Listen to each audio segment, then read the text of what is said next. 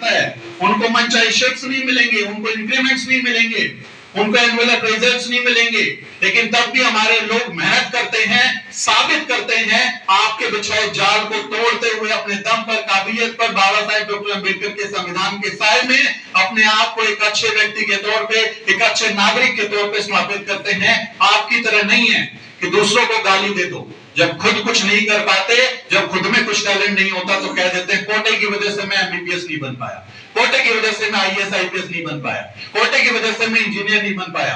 आपको भी तो कोटा मिल रहा है, आपको ईडब्ल्यूएस मिल रहा है ना, जिसको हम सुदामा कोटा कहते हैं। वो कोटा तो आपको अच्छा लगता है, उस पर तो आप कभी विरोध नहीं करते।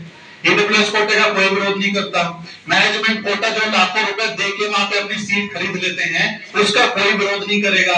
आपको सिर्फ जलन हमारे लोगों के अधिकार से है। क्यों? क्योंकि आप चाहते नहीं कि हम अच्छी जिंदगी जिए।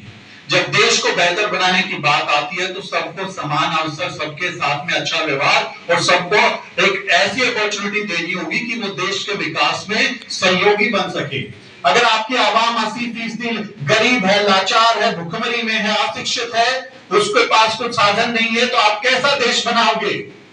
आपको सोचना पड़ेगा। जो कहते हैं कि विश्व गुरु बनाने वाले हम इस देश को, हम इस देश को जो है वो आकाश में ले जाएंगे, तो कैसा बनाओगे अगर आपके देश के लोगों के पास में ये साधन नहीं होंगे? इसलिए कोटा आरक्षण बाबा साहेब संविधान में जो देकर गए हैं वो राष्ट्र निर्माण की प्रक्रिया है। वो किसी को गरीब से अमीर बनाने का तरीका नहीं है, वो किसी को भीख में देने का तरीका नहीं है, वो किसी को खैरात में देने का तरीका नहीं है। वो इस देश के राष्ट्र निर्माण की प्रक्रिया है जिसने लाखों करोड़ों लोगों को गरीबी रेखा से ऊपर पहुंचाया, जिसने लाखों करोड़ों लोगों की जिंदगी को बदल दिया, जिसने लाखों करोड़ों लोगों का मिडिल क्लास बना दिया, जो टैक्स भरता है, जो देश को बेहतर बनाता है, जो इस देश को अव्वल बनाने के लिए दिन रात कोशिश करता है। ये आरक्षण का काम है।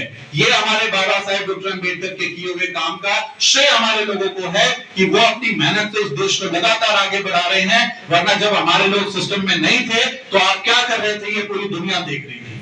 आपके लोग अभी भी जहां पर नहीं है, वो लोग तमाम अपने उस क्षेत्र को बना देना, नंबर 1 बना के दिखा दे, लेकिन नहीं बना पा रहे।